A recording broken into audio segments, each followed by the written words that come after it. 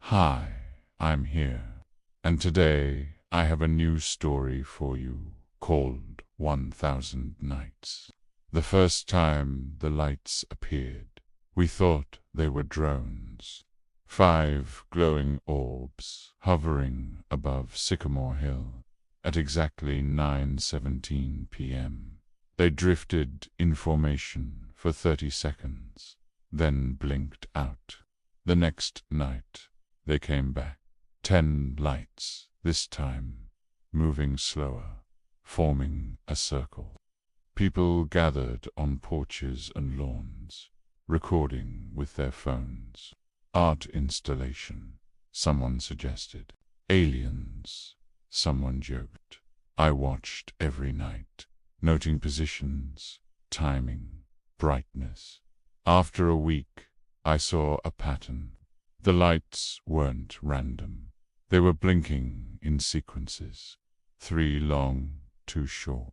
1 long, 1 long, 2 short. Morse code. I pulled up a reference. The first message spelled "stay inside." The next night at 9:17, the lights flashed. Do not look. My skin prickled. My neighbor, Rick, laughed when I told him. Spooky, he said. You should work for NASA. That night, Rick set up a lawn chair and binoculars. At 9:17, the lights appeared, brighter than ever. They formed a triangle, then a line, then the letter E. I watched from my window, heart pounding. Rick stared right at them. The lights pulsed one sound, overwhelming white glare. Rick shielded his eyes. A second later, he fell out of his chair, screaming. They're blinding me. They're burning my eyes. By the time I reached him, his eyes were cloudy white. The town doctor said it was sudden cataracts. I knew better. I had seen Rick adjust his glasses before the flash. He could have saved himself if he hadn't looked. I wasn't so lucky.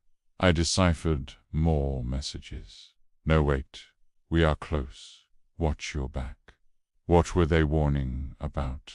Who was sending them? I asked the police chief, but he said there was nothing he could do. I asked my husband, Adam, to watch the lights with me. He didn't want to, but I insisted. For our daughter, I said. We need to know. The next night, at 9:17, the lights spelled "be careful." Then they vanished. That week, I researched old reports of strange lights over Sycamore Hill in 1874. A local farmer wrote about a strange, luminous vapor that rose above the hill at dusk each night. Then there was nothing until 1938, when a reporter described a similar spectacle. Glowing orbs moving in formations. That was the last mention until 1997. Lights over Sycamore. Read the headline. Locals baffled by nightly glow.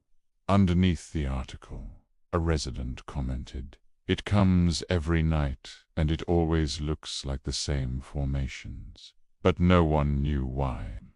I found my answer in a history book, a story about a reclusive billionaire who lived on Sycamore Hill in the early 1900s.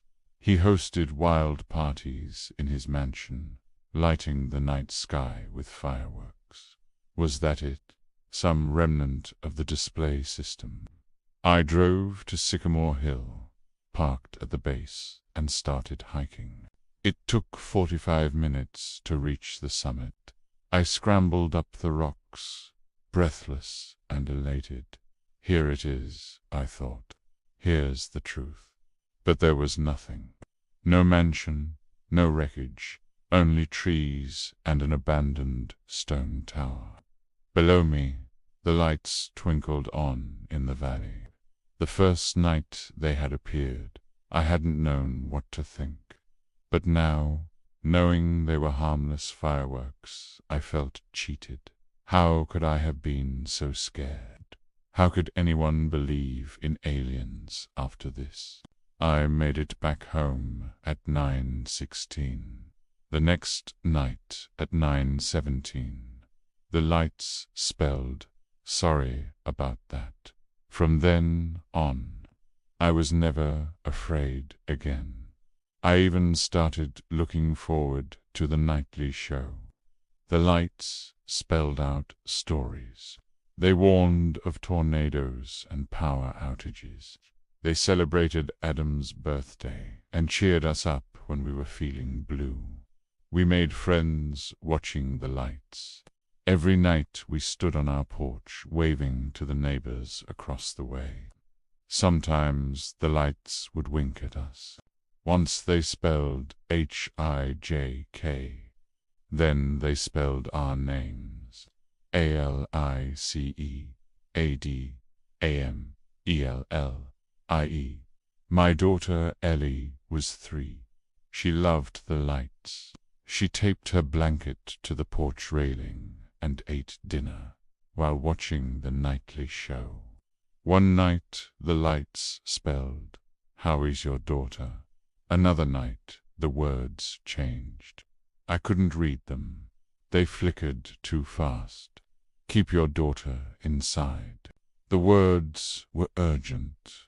My blood ran cold. Was this the same billionaire who wanted to scare townspeople with fireworks 100 years ago? Or was something more sinister at play? I rushed inside to get Ellie, but she wasn't in her room. I spun around, desperate. She must have gone to the living room window. I flew to the front door and stepped out onto the porch. Just then, a white light flooded the yard. I squinted and saw Ellie standing on the other side of the street, staring at the road. I yelled, "Ellie, come back here right now." But she didn't move. She kept staring at the bright point of light in the distance. Maybe she got mesmerized by a firefly.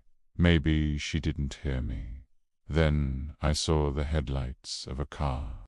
They came closer. I screamed, "Ellie, look out." Too late. The car hit her. I raced to Ellie's side. Her leg was twisted at an unnatural angle. Blood soaked through the bandage on her arm. The driver stumbled out of the car, his eyes wide with terror.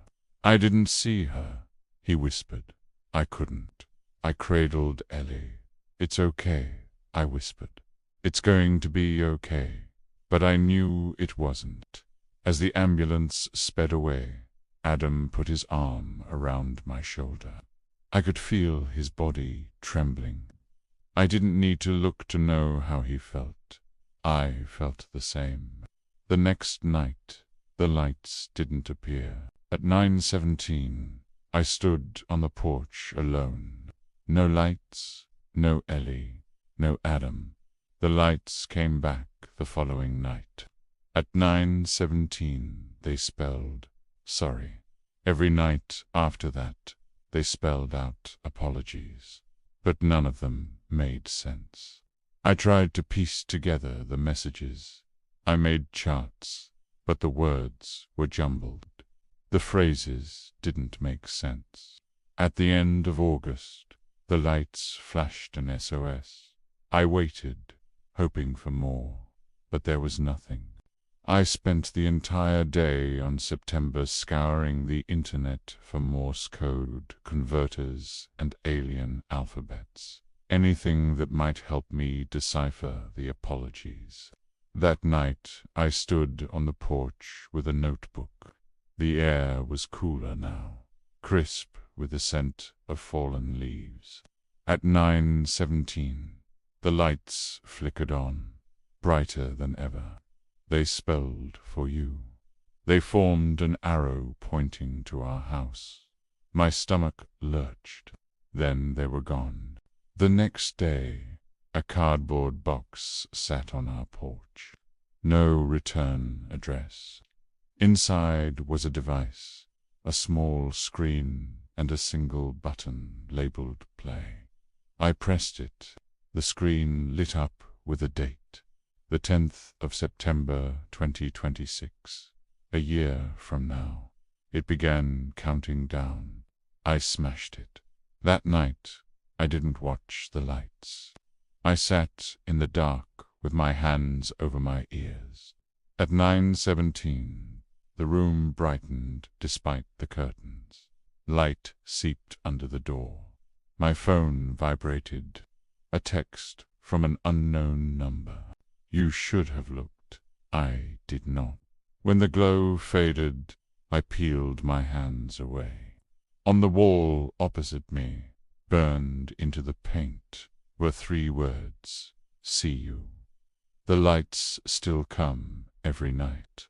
Fewer watch now. People avoid Sycamore Hill, and we all keep our heads down at 9:17. I still decode the messages. Tonight's spelled 1 week. I do not know what happens then. I just know I won't be outside to find out. Thank you for watching. If you enjoyed this episode, please subscribe and leave a review.